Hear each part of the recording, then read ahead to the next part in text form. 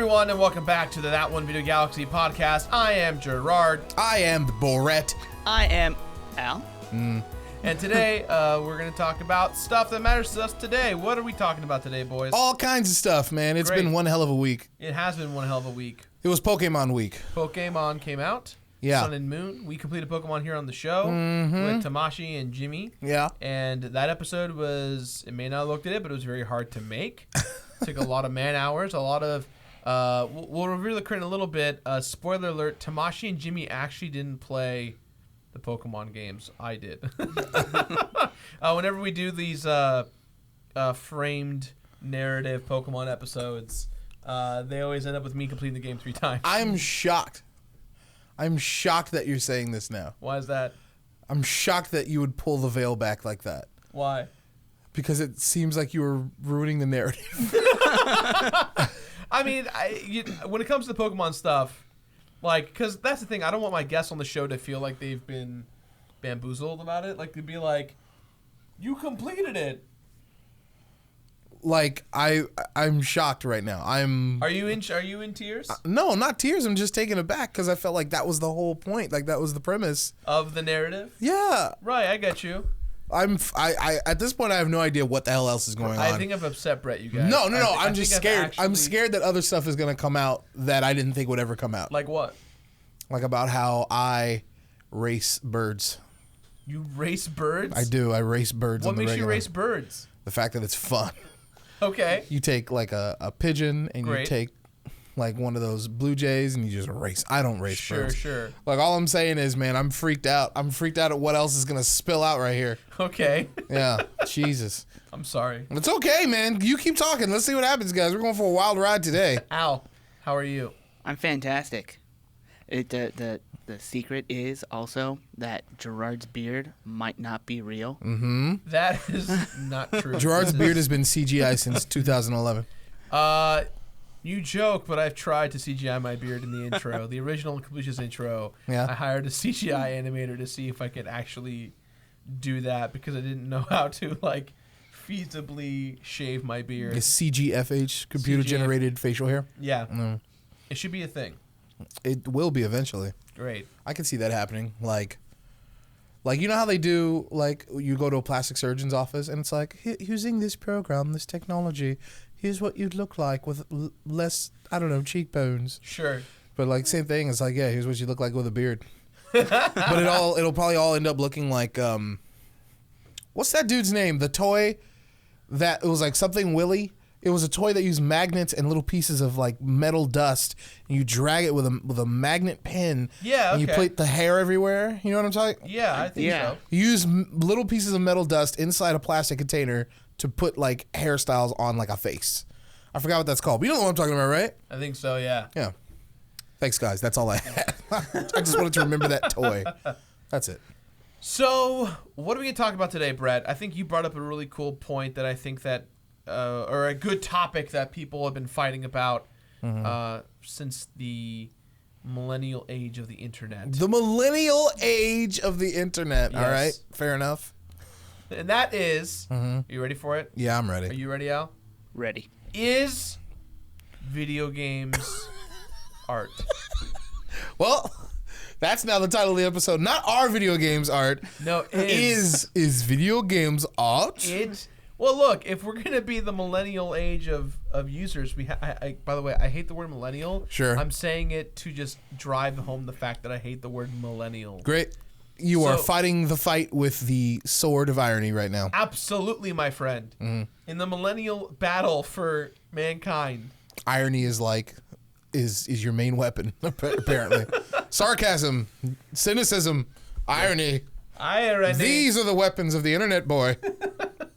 All right. Is video games art? Yeah, good question. And that's a question that, like... We'll find out after the... No, just kidding. Yeah.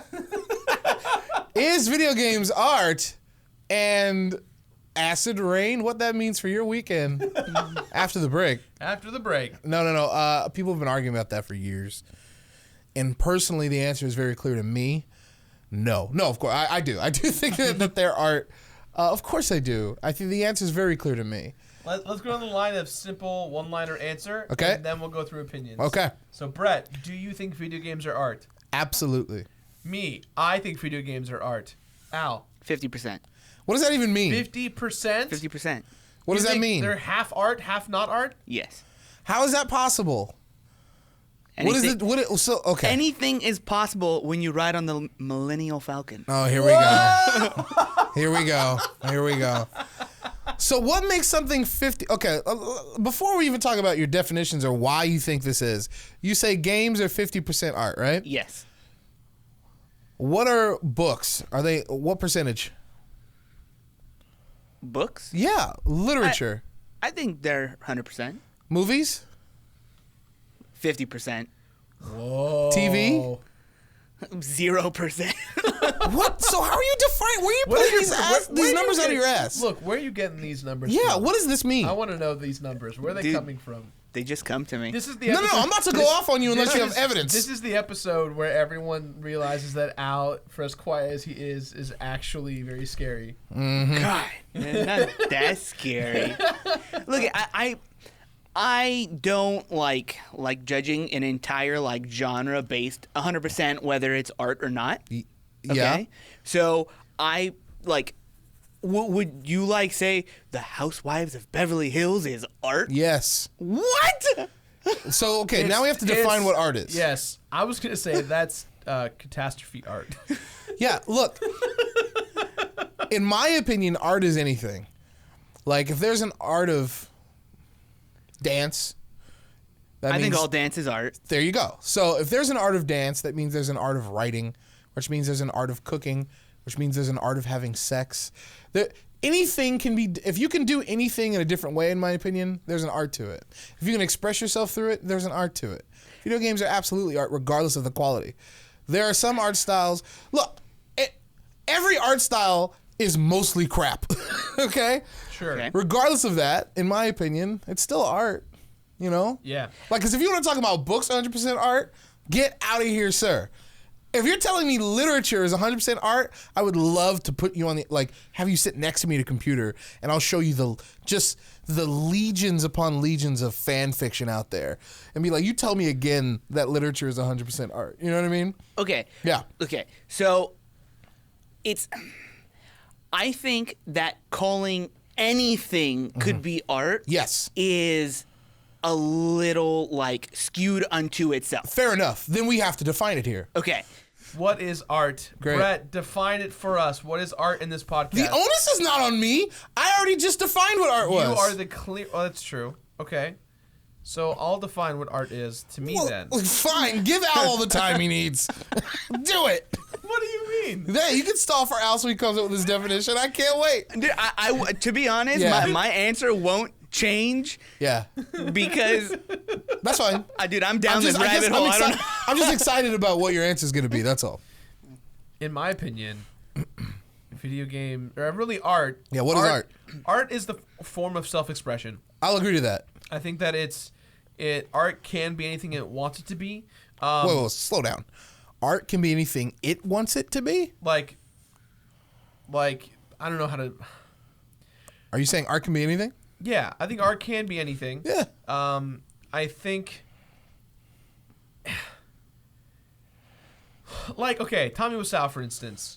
Mr. The Room. Sure. Everyone's seen The Room. Sure. It's a cult classic at this point.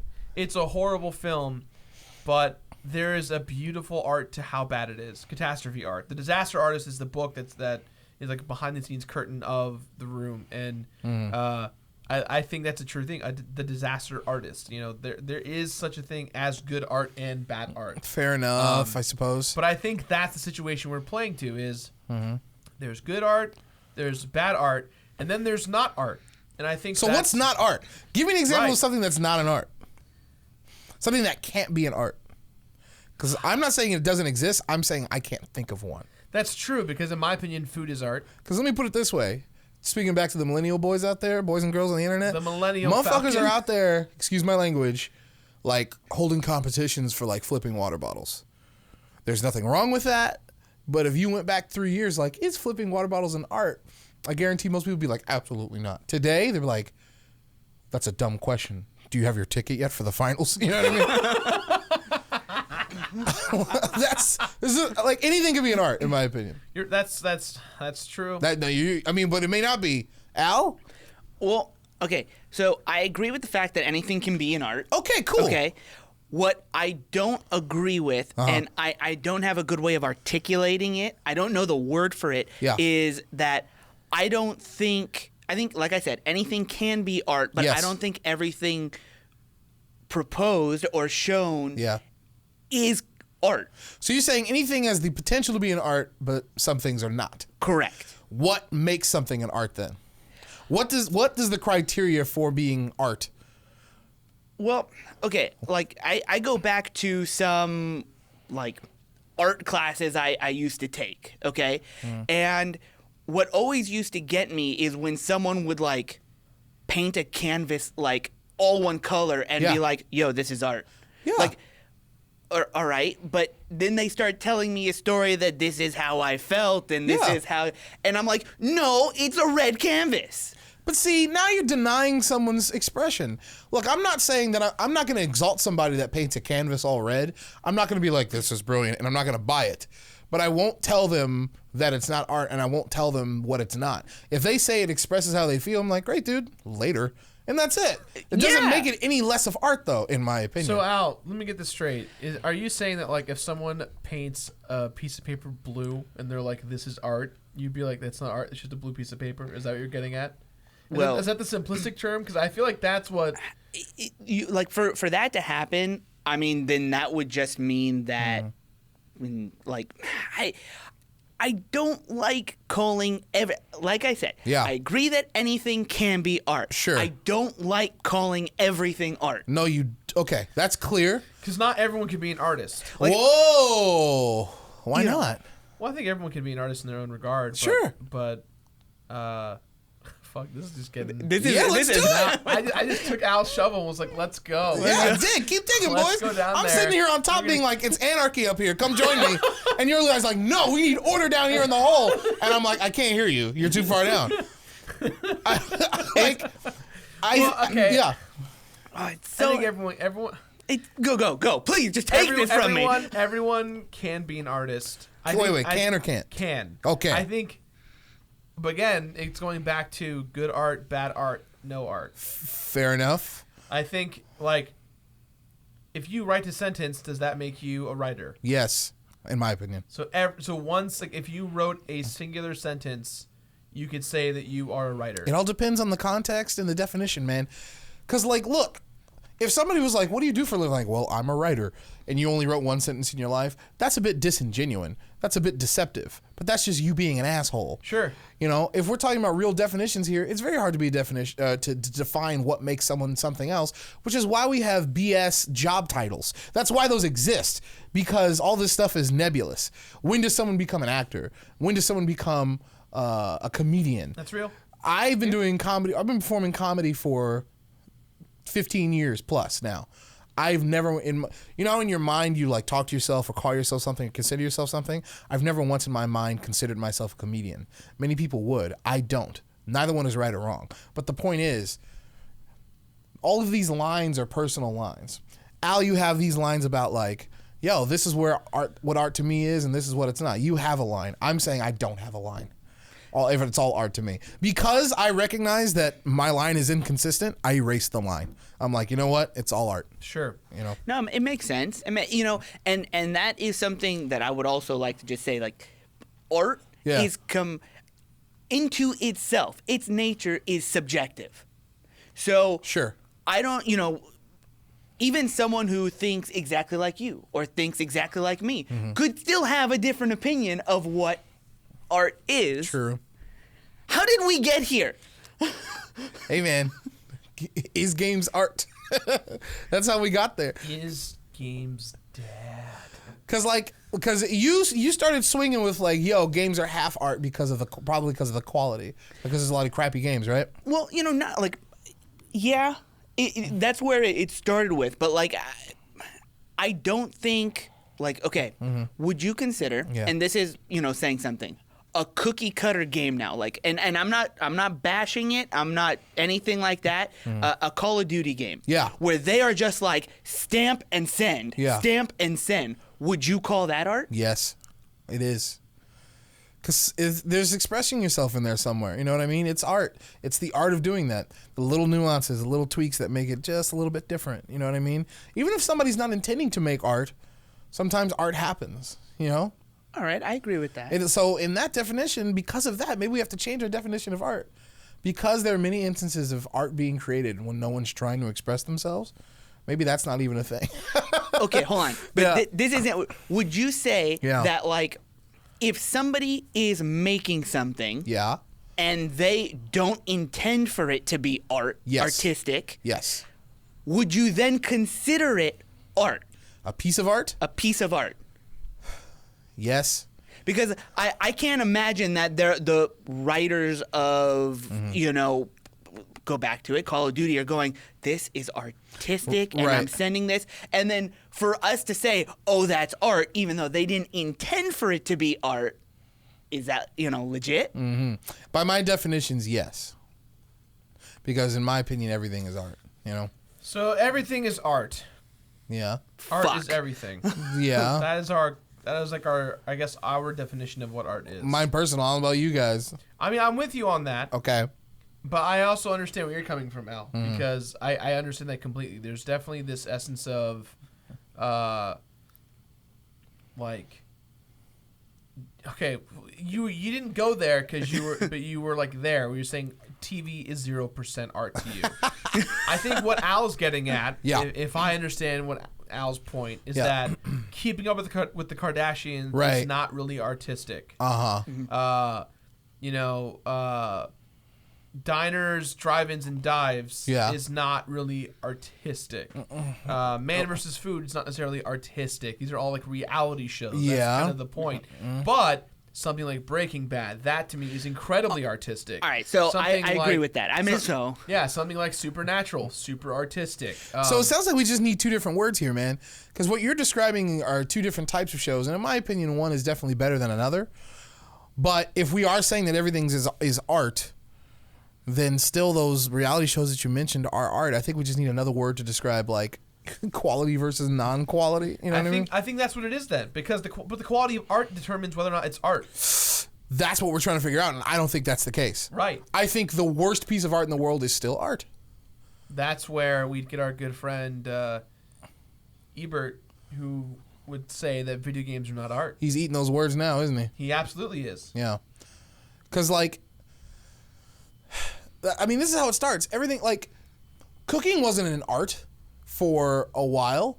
Like, when people first started cooking, like, that's how you survive. Yeah. But then people was like, yo, what if I try this? And, like, different ways come up, and boom, all of a sudden cooking is an art. Same thing with, that's how everything starts. But it's not like it became an art. It was always an art. People just didn't recognize it as so. And I say just skip the middle, man. Just recognize, like, yo, if you can do something, there's another way to do it. If there's multiple ways to do it, then, you know, it's probably art. Yeah. We should probably start to figure out what's not art. That's going to be the hard one. What isn't art? Yeah. Human Centipede. The Human Centipede.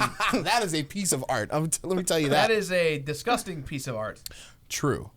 But video games, yeah, man, that's like one of the clearest pieces of art I've ever seen, you know?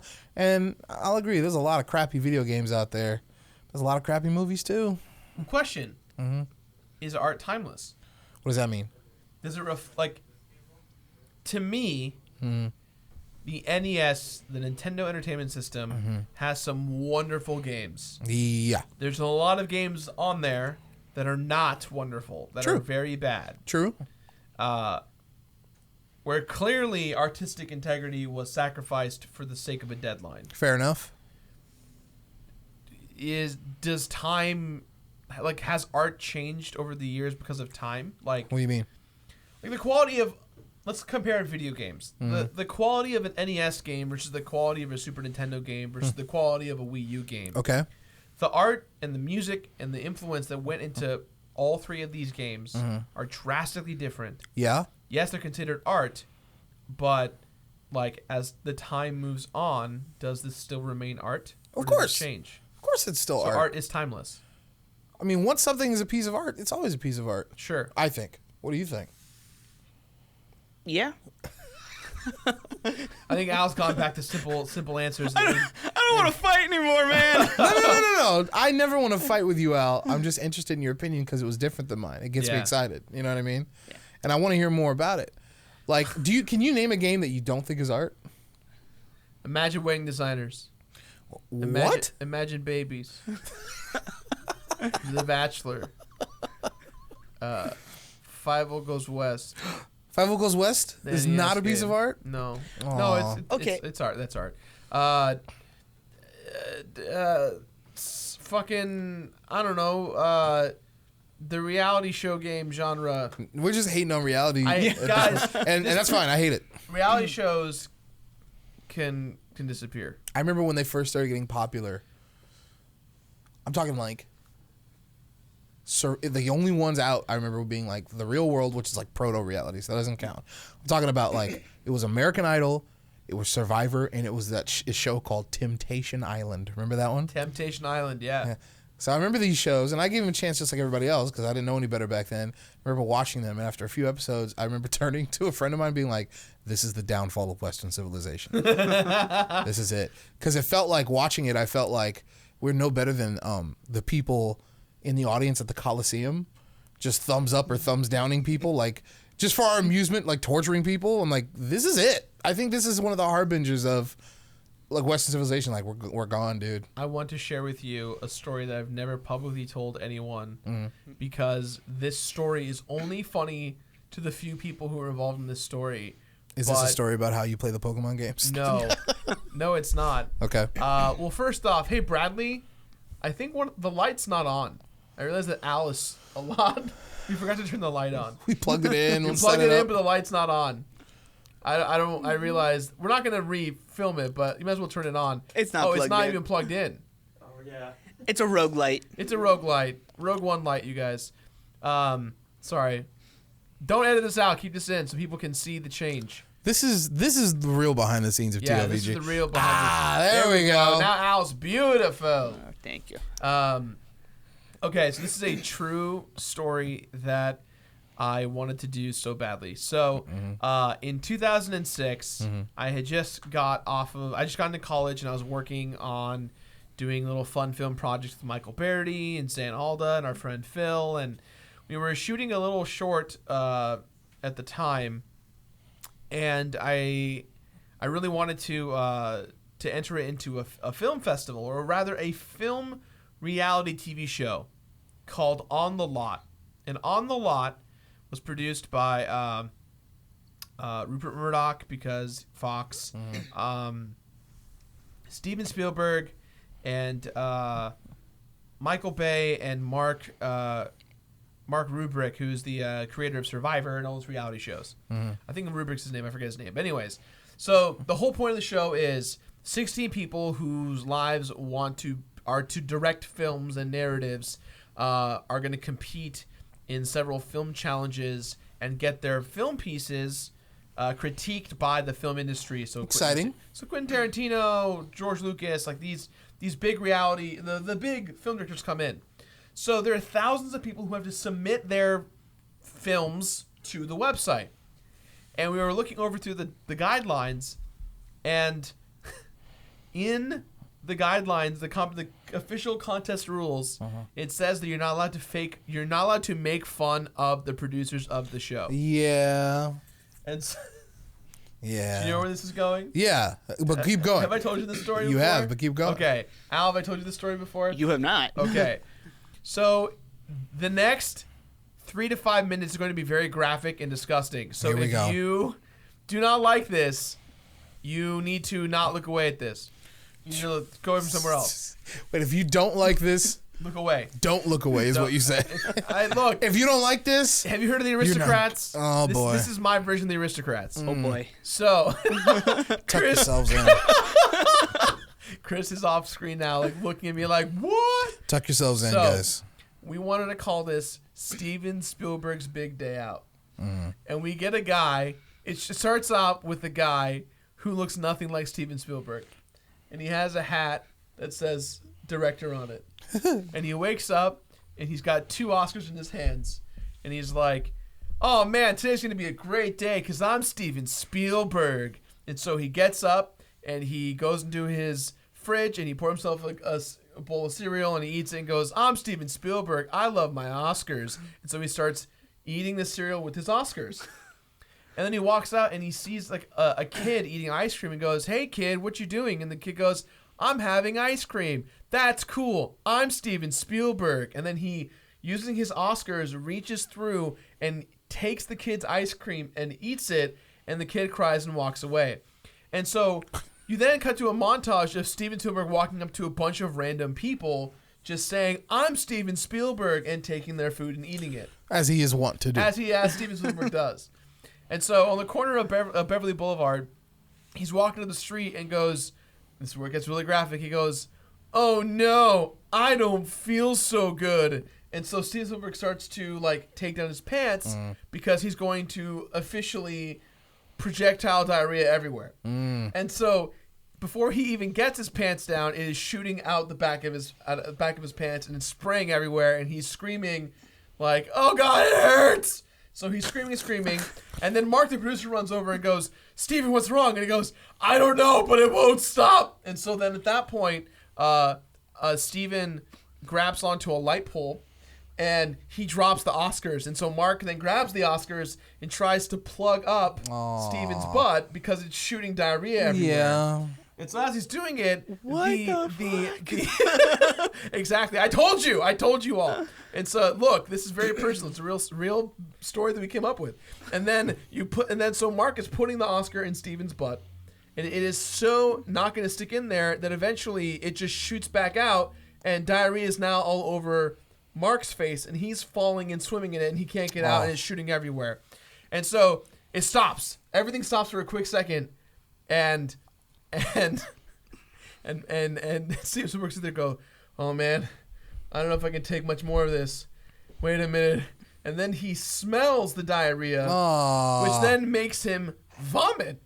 And so now he is projectile vomiting and projectile diarrhea everywhere. Yeah. And people now are noticing all over the place, and people are running and screaming, and suddenly a twister shows up of shit and vomit, and it starts spinning around. Like, Steven Spielberg is holding on to the lamppost for all of his life as his ass is creating this shit vomit vortex.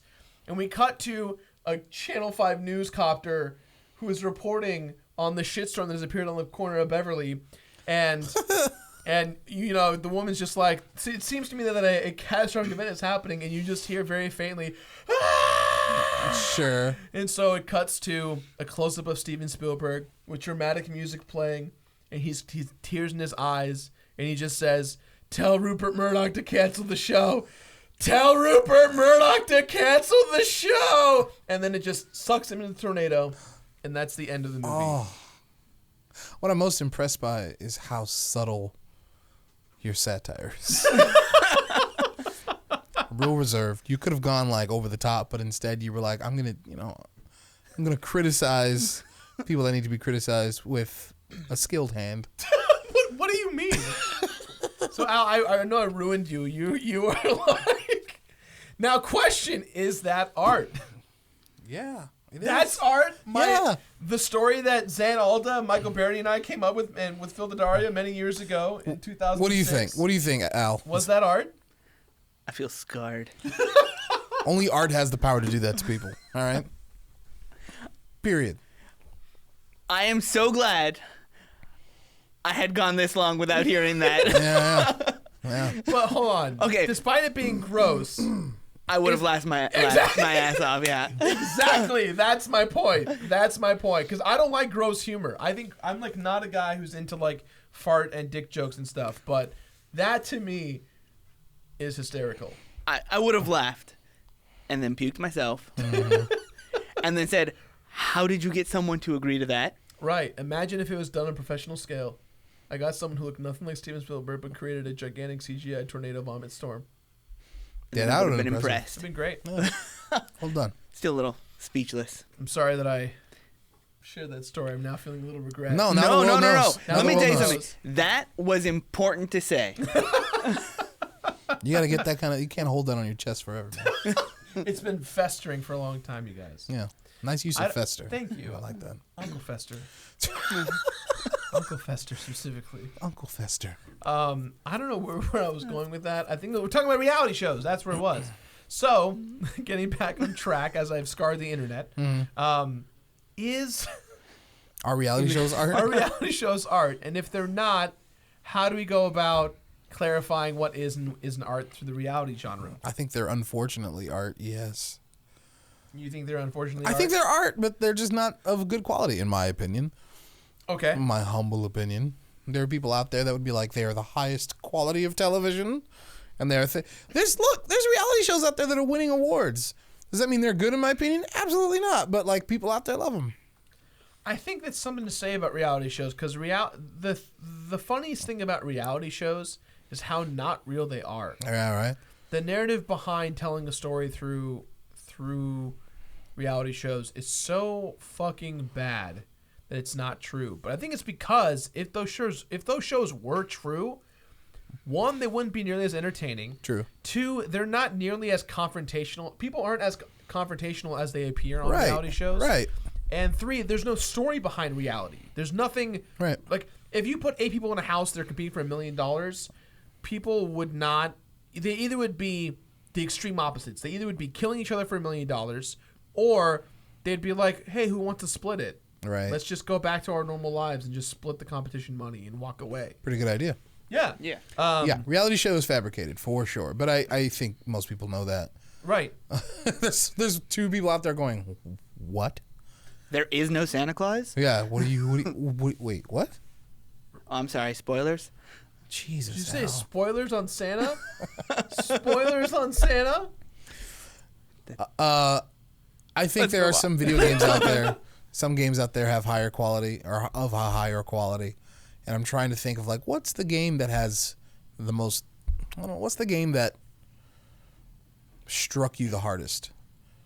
I suppose I want to say from an artistic standpoint, you know? What's the game that struck you the hardest? Artistic, right? Yeah, I suppose so. Yeah. Without getting too literal, Yeah. I'm going to say Okami because you literally paint. Okay. Sure. Okay. Sure. For 2016, I'd probably have to say Abzu. That game Oh, right. is so artistically well done to the point where you just have... It's like you're playing a game, but you're like floating on your back in water as you're playing it. Like, that to me is really, really cool. Just the whole art style. I just like when people start to explore the medium. When people start to break rules, I'm like, oh, yeah, cool. Do some more of that. Owlboy 2 is really good if you guys haven't played Owlboy. I have not checked it out yet. It is so damn good. But I think we talked about Eternal Darkness before on the podcast. Yeah, the director of the game watched our podcast and tweeted at me about Oh, it. get out of here. Yeah. Tight. Get on. Nice. Make another one. But I love that one. Like, I think that's a really great game that shows off, like, yeah, absolutely these games are art. Because, like, you know all these rules of video games and look at us play with them and break them. You know? I think that's wonderful. I think Final Fantasy definitely is in the artistic realm. The issue is that I think they kind of confine themselves, each story, whether it be narratively or gameplay wise. They kind of just like, look at this cool thing we made, but we're gonna put handcuffs here and here. Yeah, dude, I can't get on the Final Fantasy train again. I played a couple of them when I was younger, and then I know today that if I played one, I'd hate it. So Which was the one that you were like, ugh, I'm done with this. that's the thing. None of them. But there was a long period where I didn't play them. Uh-huh. And then now when I look back and I go, maybe I should try Final Fantasy again, and I remember what kinds of games they were, I go, oh, I am a different person than I was before. I will not enjoy them. Sure. When I played them, I thought they were fine. Yeah. Nowadays, though, can't do it. Like Final Fantasy 15's coming out. That's you, baby. I'm so excited to disappear off the face of the planet for Yeah. a few weeks. Have fun writing that episode because I ain't doing it. I'm writing that shit. Yeah, I'm nah, gonna. man. This is everyone tweet at Amanda Flagg. Tell her that Jirard loves her and is very sorry for the future because I will go into a gaming coma. I will only play Final Fantasy 15 and I will disappear into my room for about 2 months until I am done. Goodbye. No show. No completionist for 2 months, you guys. You guys are going to carry the show. Look at the Completionist around the corner. We're going to have a bunch of stuff ready to go in bulk for you guys. But oh, man. I'm going to be nowhere to be seen. I'm going to be in that zone. When does it release? November 29th. That game comes out that soon? Comes out in 2 weeks. All right, man. Great. End of the world. I've been playing Pokemon a little bit. Yeah? Yeah. Is that art? Absolutely. Al, Dishonored 2, is that art? I saw the nod. I saw that nod. I'm gonna say yeah. I'll say that. Yeah, it is. Yeah. I'm still fascinated with your opinions, Al. I want to know stuff that's not art to you. Tell me something that's not art. Damn. All right. Yeah. It's an interesting viewpoint. All right. Something that's not art. I would say, okay, I think the best example of not art in gaming would be sports games. Because there is no story, there is no, I mean, yes, there's in like some games there's manager mode or something like that, but it's all very like you have control over everything. And like, I love FIFA. I love the game FIFA, but I play that because I enjoy soccer, because I enjoy, you know, the strategy of playing the sports game, but I don't think that there's anything truly artistic about it aside from, you know, Graphics. we have better graphics this year just because we have the capability of doing it. So to you, innovation is art. Yeah, I would say that's a good way of putting it. I see. Well, I mean, there is some merit to that, I suppose, but I don't think it holds water because, like, even though you don't see, like, it's the same thing over and over again, I feel like to people who, like, their game is FIFA, like, all they play is FIFA. Yeah. If you gave them FIFA one year and then the next year they'd be like, look at all the new stuff. You know what I mean? Like, well, I've bought one FIFA from one year to the next, and they increase, you know, they're like, oh, look, it increased defensive capabilities, more, Sure. you know, tricks and stuff. But I don't think that that's, the reason why I don't think that is art is because they're seeing people do the sport in real life, and just the technology and, you know, whatever engine they're using and whatever it may be is now allowing them to increase it. It's not, they're like, this is what we need, and then they do it. They're saying, this is what we can now do, and now let's do it. so are you saying original thought is the definition of art? Is that what you're saying? No. I don't have a good word for it. I really don't. I wish I could say this is the word that would describe how I feel. But it's more of like, it's truly just an opinion. I mean, I can't go any deeper than that just because it's, you know, like what anything else that's an opinion. It's hard to explain it to someone else without getting some kind of... I disagree. I explain my opinions all the time, Al.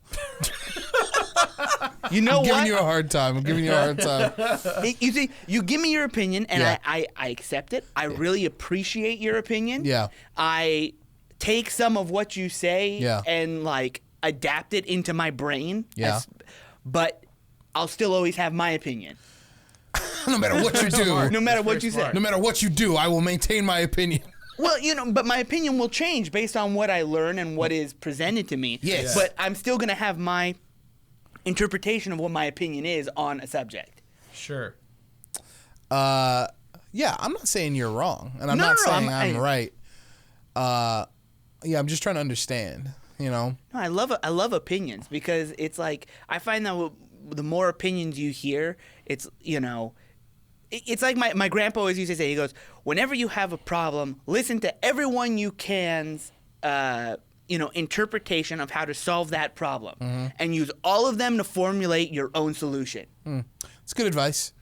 In my opinion, beliefs should be like a scientific theorem. You should constantly object it to the hardest things that refute it as possible. Like, Bad science is you have like a theory, and then you barely test it, and then you go, guess what? This is my theory. It's probably true. Like you barely tested that. And I feel like beliefs and opinions should be the same way. You should like whatever the opposite is, throw it against your opinion as hard as you can constantly. And if your belief and your opinion still holds up via evidence, of course, not just how you feel, via evidence, then it's probably a good opinion. And if it doesn't, you throw it away and replace it with the one you had before.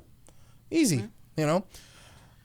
Well, guys, we've had some pretty great conversations today. Sorry if I checked out. It's mostly because I have my inbox is blowing up. Oh, I see. We got some Kermits coming in. Oh, dear. Great. That's Duke. This is Bradley. Put a picture of Kermit the Frog and do the whole animation for the comments, but we're calling it a Kermit Storm. Kermit Storm. Everyone this week, Isn't that neat? in the headline of their emails, they put, "That's a good Kermit, that's a good Christian, or a Kermit Storm." Like almost all of them did that. Is Kermit's art? Is Kermit's art? It's Kermit's art. So let's just start answering some Kermits. We'll knock them out real quick. Cool. This one's from Nathan. Hello to everyone on the podcast. I've been watching the completion since the start of this year. I gotta say, it's fantastic. Your passion for the awesome art of video games is much appreciated. Ooh! Art! Yeah.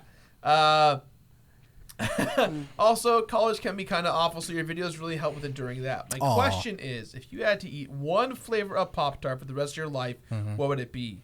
Personally, I would go with chocolate chip, but that's just me. Thank you, Jirard, with The Office. Appreciate for what you do. Appreciate you a lot, Nate. So, one flavor of Pop-Tart, what would it be? Well, I would go with strawberry, but that's just because I love strawberries. Strawberry, yeah. I like the original strawberry, too. The frosted strawberry Pop-Tart's my favorite. I think they're all awful. I can't do Pop-Tarts. I will never choose a Pop-Tart. My favorite part of the... Sorry, Chris. My favorite part of the Pop-Tart is, like, the edges that have no good stuff on them. Okay. Like, so the non-frosting... You fucking kidding me? No, I don't like them, man. I don't like them. Hot, room temperature. I hope everyone heard that. I don't care. Like, I don't like them that much. I'll eat it. Like, it's never going to be my choice. So, that being said, if I had to... I'm with you guys. I'll take that classic strawberry. Yeah. Cool. Hey, thanks, Nathan. Al, what were yours was strawberry? Strawberry. Thanks, Nate. Thank you, dude. Nathan. All right, next up, this one's from Andrea. It says, those Kermits, though. Hey, my dudes, love your work, and I've been following the Completionist /Bros for around 3 years now. Being from Australia, the completion episodes don't usually come out until Saturday morning, so it's basically like reliving my old childhood when I wake up early and watch cartoons. Cool. So thanks for the content you make. It's awesome, and keep it up. Interesting. Cool. I like that idea. That's it? That's it. Done, guys. Oh, thank you Next for your Kermit. My question is a little out of left field, but I There is asked- more. The way you... I know. I fucked it up. I took a breath. Was commenting No, on not it. only and I did you fucked take it a up. breath, you were like, that's cool. That's interesting. Yeah. It seemed I like the end. I fucked it up. I'm sorry. No, it's all good. My question is a little out of left field, but I ask, do you guys follow any sports? And if you do, which ones are they? Personally, I follow Rugby League, which is big on the east coast of Australia, as well as northern England. Shout out to the South Sydney Rabbitohs, Yo, Rabbitohs! who are the best team ever. P.S. Shirako, I heard you mention you were halfway through Gen 3 of Pokemon in a previous podcast. Does that mean that a Gen 3 review is coming soon? It already came out. Surprise. So now, surprise. Literally came out a couple days ago. So this question is now outdated. Get rid of Yeah, it. rid of it. And if so, when's it coming? It's coming out right now. It's my favorite one. I've been waiting for years for it. So there you go. It's Booyah. Wait over, Andrea. In there. Is it? I'm so confused. How's it spelled? Because it says, anyways, thanks again, my dudes. Looking forward to the future, and I love this new personalized channel. Ya boy, Andrea. How's it spelled? But it's ANDR ANDRE with a little Pokemon tick over it. That's where the and stress A. falls. Yeah. That means it's either Andre or Andrea. So it's either Andre or Andrea. Yeah. So it could be a guy or a girl. Either way, Yeah. we appreciate the question. Thanks, dude. Thank you. Sports. Al, you follow soccer? I do. I'm a big fan of soccer. Go Inter Milan. Yo, go Inter. Unfortunately, though, I don't have the soccer channel, so unless the team is like doing really well, I don't get the games. But Italy national team, yeah. Cool. Brett, sports. Not really. I don't really follow any, but like I'll watch a Laker game. I'll watch a Kings game. And by watch, I mean like I'm at my friend's house and they're watching the game. I'll be like, okay. I used to go to Kings games with my the hockey Kings, by the way. Los Angeles Kings. I used to go to hockey games with my dad. Yeah. And those were fun. But it was less about the hockey and more about, Spending time with your dad. No, the giant hot dogs. The giant hot dogs were what it was all about. Those were awesome. Yeah, that's about it. Jirard. Used to watch a lot of football and basketball growing up, but I never knew the teams, never cared about anyone. I just liked watching it. Tight. I don't have a team that I really identify with. Thank you, Andre. Yeah. Or Andrea. This one's from Wolf. Yo, shout outs to the Wolf. That's Star Wolf. Sequels, question mark? Mm-hmm. Hey, Jirard, Brett, and Al. I asked a question in a previous comment I sent, but I didn't like the way that it turned out. It was too short and poorly formatted. For that reason, I decided to ask it again. Oh, he meant. but I don't know if he meant his question or our answer. No. I didn't like the way you answered I it. don't It was know. too short and I poorly haven't- formatted. I don't know. Let's see. My question is, as the completionist team, what is your policy on reviewing game sequels? Do you think it should always start at the beginning, or is it okay to jump in the middle? There are also examples of games that don't really relate to previous games, but are technically sequels. Things like Star Fox Zero, Star Fox Adventures, and even Star Fox 64. Man, what's up with Star Fox? As sort of a bonus comment, I was wondering, Jirard, if you think you'll ever use Satirical the Laser Clown at anything in the future. I think it'd be a cool throwback for old fans of yours like myself. Insert creepy smiley face. Thanks for reading Wolf A. So I think in the early parts of the show, the policy that we had about sequels was if I never played the first one as a kid, I would jump to where I knew. So, for instance, on the show, we did Crash Bandicoot 2, then 3, and then 1. It's because I never owned Crash Bandicoot 1 as a kid. I only owned Crash Bandicoot 2, and I fell so in love with Crash Bandicoot 2 that I picked up Crash Bandicoot 3. And then I saw my friend play Crash Bandicoot 1, and I was grossed out at how bad I thought it was. And then this year, I went back and played it, and I was like, man, this game's actually good. What's wrong with me? So that's generally how we kind of treat sequels. I know with Pokemon, I'm trying to go in order. If I haven't played the game in my personal life before the show or during the show, I try and start from the very first and make my way through. Or if it's a reboot, I'll start at the reboot and then make my way back with like Ratchet and Clank, for instance, because Ratchet and Clank came out this year. I loved the new game. Everyone had mixed opinions on it, but I really loved it. So what you're saying is you do what you want to do. I do what I want, whatever. And to answer your bonus comment, here's the thing. I said this statement a while ago, and I want to be clear about our stance on it as the show. When everything went down with back in February of last year, we kind of as a team made a conscious effort to omit any humor or jokes or really bits that pertain to the old style of the show because we didn't want people to, one, think we were replacing anyone. We didn't want to cause any drama or any fuel to the fire, and we didn't want to really cause any problems for anyone involved. We just kind of wanted to say, you know what, we're gonna, that's why there's no one. I don't have a partner on the show anymore. It's why I don't have like another person who stepped up. It's just we wanted to take the show from a time of where people wouldn't be stuck living in the past of older episodes. And I know like that's kind of what set off a lot of people to not like the show. The way that's where the "what happened to your show" question started coming up from. But I think that the show is different, and I whether or not I like it, it's irrelevant. I like that it feels more like I get to say what I want to say, and I'm not reserved like I used to be. And so we want to respect everyone involved, and we don't want to make everyone feel bad about anything, any kind of bad blood. So with that said, no, as I will full admittedly say that I did not come up with Satirical the Laser Clown. That was not me. I didn't write the jingle. I did not do any of the music. That was all Greg. I did not do any of that. That was all him, and I want to be respectful to him and the fans at home, obviously, and that's why bits like that will not be returning. I know we've said it a bit before, but it's super important that we do that because we don't want to make anyone feel like man, I wish things the way that they were, because unfortunately they're not going to go back to the way that they were, and we have to kind of look forward to push on and make new stuff. So I'm sorry if that was long-winded, and I'm sorry if people got sad listening to this, but it's the truth. I think it's respectful. It's about respect to everyone. So yeah, there you go. Sorry guys, I know that you got real quiet on that. Yeah, we got none of that. Yeah. Onward and upwards. Yeah. New bits. Here we go. Connor Mills writes. Connor Mills. That's a good Kermit. Is that Big Papa? Shout outs to Big Papa Pope. What up, dog? He says, I have a question for Jirard. What is your strategy for completing games? Do you have more than one game on the go so you guys don't get bored of one, or do you just go John Ham and play one game at a time? Also, do you play the first playthrough blind or with the guide? I love all the work you guys put into and everyone at TOVG puts into, and would love to have some more insight on how you work. Thank you, Connor. Thank you, Connor. Thank you, Connor. I think I won't necessarily go in. I won't like play the game blindly per se. I try and get a good understanding of what the game has to offer in regards to its community balance towards it.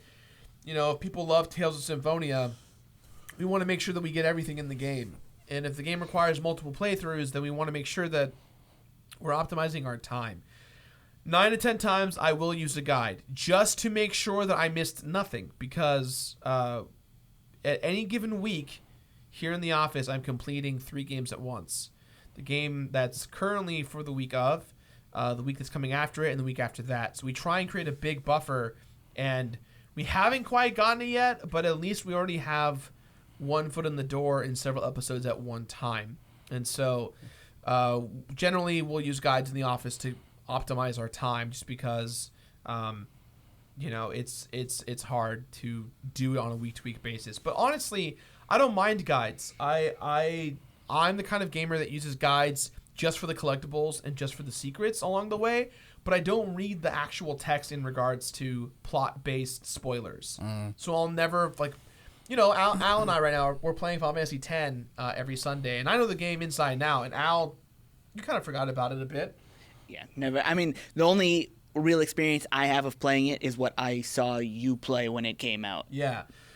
So so Al's been playing the game mostly, and I've kind of just been his guide man, making sure we don't miss anything. And I think the big thing we've kind of taken away from it is, the guide is wrong a lot of the time. Yeah, it is. You'll find you'll be. I wish you could. What kind of guide is it? Is it like a game FAQ or something? No, it's a Prima official guide. And it's wrong? You know how many guides that I have that are from Prima that are incorrect? Yeah, I'll bet. I have 3 different Twilight Princess guides that are all wrong. Well, they have small errors in them, right? Now, question: what qualifies as a small error? Fair Are we enough. talking like multiple errors, or just like 1 or 2 errors? I'm assuming that you're saying that each guide has like 3, 4, 5 maybe The errors. Skyward Sword or the Twilight Princess guide has like 15 errors. Oh my god. Well, Wrong pictures, wrong text, wrong people, wrong playthroughs, everything. I think we've all been there before with a guide like, what do you mean? And then you go, oh, this is just wrong. Yeah. Awful. Yeah. Like the Final Fantasy guide, there's the all-bed primers. It just didn't mention that there was one right there. Yeah, we had it shows it like it showed it that it was in the area nearby, but nothing was listed to where it was on the maps. We were like, it says there's one nearby, but we don't know physically where it is. That stuff is dangerous with fighting games too. Yeah. It's like, oh, this move is +3 on block. Okay, it's pretty safe. Like, no, it's Yeah. actually plus or -9 or whatever. Yeah. Well, there you go. Hope they gave you some insight. Hopefully, it didn't crush your dreams. Thanks for the Kermit. Thanks for that, Kermit. Connor? Connor Kermit. This one is from Justin. Hello, TOVG crew. I think the most recent podcast about arcades was my favorite because it caused many memories of my personal experience with arcades to come flooding back. When I was a kid, my great-grandmother used to take us to the local arcade inside of a mall, much like the arcade Jirard was giving a shout-out to from the sounds of it.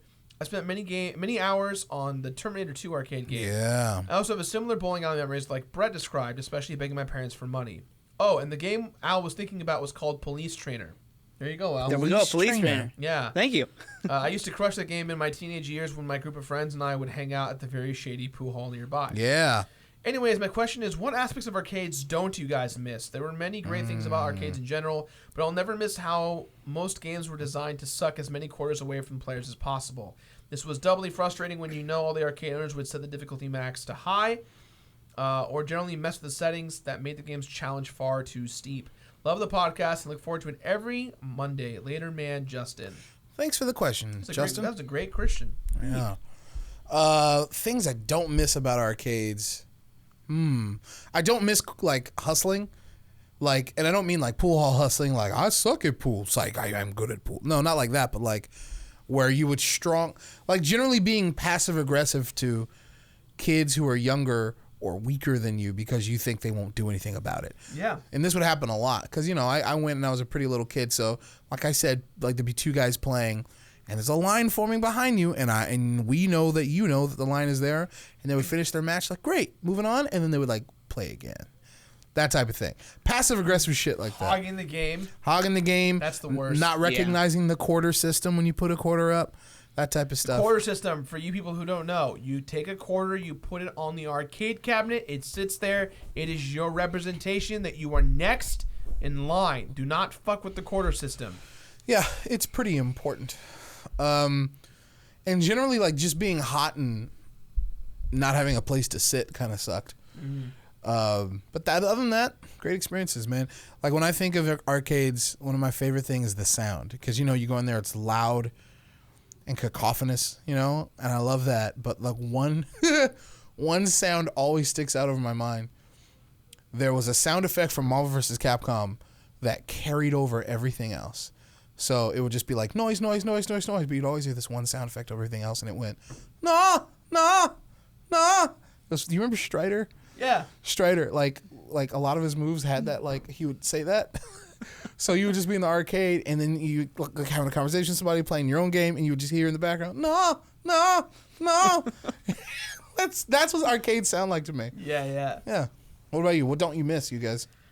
I don't miss the DDR scene. When I was younger, I used to go to the many DDR arcade areas that we all knew, me and Johnny and Al at the time. We would go down there and we would just want to play or exercise or just like get good at and practice. And there'd always be a group of friends, I say, but a group of dudes who wanted to go play DDR, and they would hog the machine and they would all rotate individually and hog the machine the whole time. And we finally get a turn to go in there, and when we go up there, they'd be like, "Yo, put a quarter up, quarter match." You know, like if I win, we get to keep the machine another round, and it's like we just want to play. We don't want to, just like stop hogging the machine. Yeah, that's the thing I definitely do not miss. That's why we have our own cabinets now. No waiting in this office. Al, things that you don't miss from the arcades. You know, I'd say very similar to Brett and yourself. It's really like. I was just there to play, and people do get competitive and very territorial, and it's, I don't like having to get, amped over wanting to play a game, so it was really much just that. Like, I just would rather not deal with it. So, it's similar, just the whole nature of it. Loved arcades, just. Yeah. Sometimes it could get bad with people being assholes out there. Yeah. I know. And I'm short now, but back then, damn, I was short. Yeah. Little Al. Aw. Well, thank you for your question. Should we move on? Yeah. Got a couple more Kermits before we call it. This one's from White Boy Jag. Hey. Interesting name. Hi. Hello, TOVG crew. First off, I want to say thanks to all the content. I've been a fan of Beard Bros and TOVG for a little over a year now. The new setup for the Completionist is so good and so clean. #clean, boys. Thank you. So my questions for you guys, while everyone asks a lot about previous games you played or what you completed. So my questions for you guys, while everyone asks a lot of previous games you've played or completed, what are some games coming out that you're excited for, and what would you like to see these newer games bring to the table? Second question is, have any of you guys played or ever been interested in playing tabletop RPG games like D&D or Shadowrun? Thank you guys for reading. Love the podcast and can't wait for more content. Also, Jirard, if you hire me as your assistant, I will personally raid Snapple to supply the TOVG office with Snapple. Snapple for life. Thank you. Done. I don't want to get you in trouble, but I appreciate the incentive. Games I'm excited for: Final Fantasy 15, South Park: The Fractured Butthole, Yooka-Laylee, ukulele, ukulele, ukulele, ukulele, Give me 3 more. ukulele, Sure. ukulele, Oh yeah, I didn't think of that one. and hopefully one day Marvel vs. Capcom 4. Tight. Well done. That would be incredible. Al. I got my big, my game of the year that I wanted. Actually, 2 games of the year, I should say that already. So I'm actually pretty chilling right now. I don't know too much of what's coming out. I am excited for ukulele. And Sure. I think that's good. I like to be surprised normally with what's coming out. I like to be like, oh, that's out, and then go get it, as opposed to planning out what I'm going for. Al is not the kind of gamer who pre-orders or watches trailers. I see. When it comes out, he's like, oh shit. Right. Okay. So yeah. A game that I don't think we'll be completing anytime on the show soon, but I'm excited for it to come out, is Resident Evil 7. Oh yes, that's gonna be great. Personally, I'm looking forward to that. A game that I know we're going to play on the show, and I'm very much looking forward to playing, is Sonic Mania. Yes. I'm looking forward to that. It's gonna be a good time, and if everyone hates it, I'll probably enjoy it anyway. There's no way. I looked at the gameplay. I'm like, I would like this. You know what I mean? I've seen it. I've seen it. Yes. It's looking great. Yes. Other than that, dude, Tekken 7. Tekken 7. I'm like, I've never played a Tekken in my life competitively or even semi-competitively. This is the one for me. I told myself I'm going to learn how to play Tekken with this game come hell or high water. So Dang. I'm looking forward to that. Cool. They had a second comment or a question in there, right? Yeah. What was it? Oh, do we like D&D or do we like D&D type games? Love them. I don't get enough chance to play them. I've only played half a campaign in my life, but I had a great time with my friends doing that. And then I stopped playing because I got a job here, and that took up all my time. Yeah. That being said, I like what I've seen of this recent trend of people filming their D&D campaigns, and that's something that I'd very much like to do with the people around here. I think the fans would get a big kick out of that, and I think it would be fun for us to do.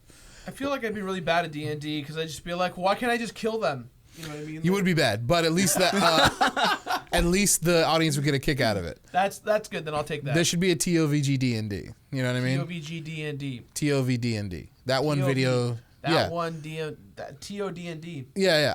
That one D&D. D&D. I think that'd be great, and I think people would get a kick out of it. It'd be a lot of fun. You know. Chris just got super excited, but I have to remind Chris that he's not going to work for us anymore. Oh my God, that's so sad. Thank you for the Kermit. Thank you for the Kermit. We got 2 more Kermits, then we outie. Okay. This one's from Ben or Benjamin. I think Been it's the Ben. two of it. Okay. He said, "Film school?" ? Hey Jirard, Alan, Brett. Parentheses. Unless Brett isn't there, probably someone else to take his place. End parentheses. This question is going to primarily pertain to Jirard, as I know he went to film school, so I'm not sure where Alan Brett went. Kicking back. I am currently a sophomore in high school and want to go to film school, majoring in directing / screenwriting. So my main question is, what should I do to prepare myself for film school? Thanks, Ben. P.S. A question for Alan Brett. I'm thinking about getting into fighting games. Are there any good beginner fighting games that I should look into? Thanks again. For film schools, that's what I would say. One, sorry, they got distracted me. One, do as much as you can. Yep. And that sounds weird, and it sounds like really dumb because it's like, oh, of course you can just do whatever you want. I would say really, really, really hone in on doing as much as you can, holding the camera, editing, producing, executive producing, writing, anything you can do to help. That's a big tool. One tool that I don't necessarily say it is required, but it definitely helped me, was take some improv comedy or a writing course. Those are the things that really helped me kind of find my own voice early on from a young age, because it's very important to listen to others. That's something that I think is so incredibly valuable as a creator, as an artist. that you should do, because you need to learn how to take criticisms, but also work well with other people and build ideas and create things as a unit. And that's a collaborative effort, and that requires you to really hone in on listening and reacting to other people. And it's the worst thing I've ever had at film school was getting into like a film project for a course or working on a thesis film for a friend, and too many cooks in the kitchen, too many people calling the shots, no one really understanding that their role is to accept their role and execute it well. And that's something that, again, that goes back to improvisation and literature classes, because they will set you on a more correct path, in my opinion. Yeah, I think that's all I got. Brett, Al, fighting games to recommend to people who are starting out. Play Street Fighter 5. Go buy it. Street Fighter 5. Yeah. This is brought to you by Street Fighter 5, Capcom. Rise up. Yeah. Rise up. Hashtag rise up. But yeah, real talk, Street Fighter 5 is very beginner friendly. Other beginner friendly fighting games that are out right now are probably like Smash Brothers. Smash Wii U would help you out, I think. Yeah. Yeah, give it a shot. Give it a shot. Yeah, I would just say, like, find one that you like that fits you. And I think that, like, really any fighting game, even some of the older fighting games are still happening. Correct me if I'm wrong, Brett. I mean, fighting games are awesome. So find one you like and just go for it. Yeah. Very true. All right, our final Kermit. Thank you, by the way. This one is by Chris, and he titled it, "That's a Good Kermit." All right. That's a good comment. Let's That's what he go, wrote. Chris. Hello, Jirard, Al, and Brett. Longtime listener, first-time caller. Ooh. While I was watching you, being Jirard, and Al play through Final Fantasy X on Twitch, I noticed there were a lot of weird weapons like Waka's Blitzball and Lulu's Mugu doll thing. My question is, what's the weirdest weapon you guys have seen in a game, and what weird weapon would you use in your own RPG? Personally, I think the grenades are the weirdest weapon. I think that grenades are the weirdest weapon, especially because if they're used as basic attacks, like the way Jin from Persona 3 uses them. Thanks for answering my questions. Hashtag clean boys. Hashtag so damn big. Yeah. Weirdest weapon. What's the weirdest weapon we've ever seen in a video game? That's tough, because there's some weird ones out there. Yeah, there are. There are some crazy boys. I think the answer here probably lies somewhere in the Dead Rising category. Absolutely. You know? Any of the self-made weapons. Yeah, there's some wacky stuff like... Oh, but they're so fun. Yeah, like 2 chainsaws tied together with like a weed whacker and stuff like that. Yeah, there's probably something in there. Go check out Dead Rising. Those are wacky pants, man. Yeah. But if we were in an RPG, what would the weapon be? Mine would be easy. I'd be the guy that uses the... whatever variation of fists there are. So whether that be a gauntlet or like, you know what I mean? Mm-hmm. It would just be some sort of, you know what it would be? It would be like enchanted Ryu gloves. So they'd be like old, dirty, like red fighting gloves. Sure. And like when you would select it and be like, like these are martial arts gloves from the distant past or something like that. Yeah. And like sources say they once belonged to a tirelessly wandering warrior. You know? And then that's it. You just wear those gloves. That'd be it. Al, weirdest weapons? Weirdest weapon that I think probably comes from the South Park game N64. The turkeys? The turkeys. Or is it the snowball with the piss? Both. I mean, there's even the... Isn't there an anal probe weapon in that game too? There's a alien gun that makes people dance, Tight. I think. So I'd say something along those is probably one of the stranger ones. And then a weapon that I would use. I'm a big fan of giant swords or dual pistols. So both. So both. You are a walking... I think you just belong in Devil May Cry. He does love Devil May Cry. Al May Cry. I do love Devil May Cry. Al May Cry. Sorry, I got something in my eye. My weirdest weapon as of late is the pistols from Shadows of the Damned. So for those of you guys who haven't played Shadows of the Damned, it is honestly one of the best hidden gem underrated game on the PS3 Xbox 360 platform. Take RE4, have Suda51 produce and art direct it, with the guy who made RE4 directing it and producing it as well.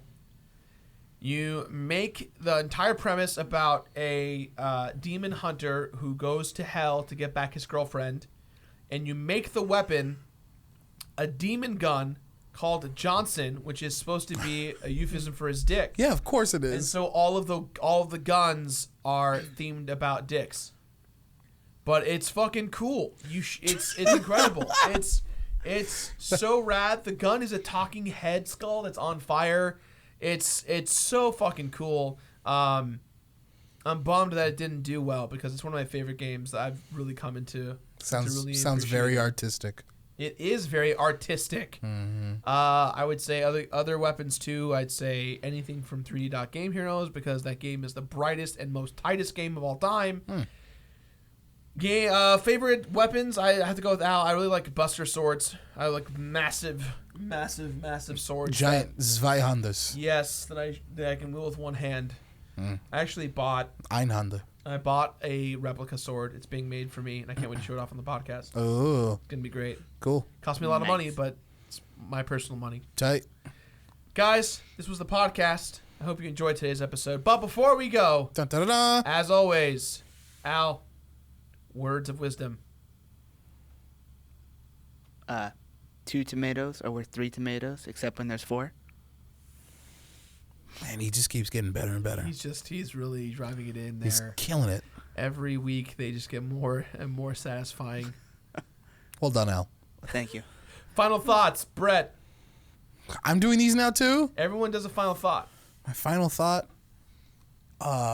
Yo, don't have another baby if you can't feed your baby. Then don't feed your baby. Are you doing? And don't feed your baby. Yeah. If you can feed your baby. Yeah. Okay. Go listen to Michael Jackson music. That's your homework for the week. Yeah. That's it. Al, final word. We're good. Art. My final word is I love games. I love all games. That's my word. Thanks for hanging out, you guys. Comments. Whoa! We lost you for a moment. Jirard.exe has stopped working. Please reboot. Comments at That One Video Gamer. Submit us your questions, your Christians, your Kermits. Send them our way. And as always, we'll see you next week for another episode of the podcast. Bye-bye now. Bye now. Take Later. care. Bye-bye.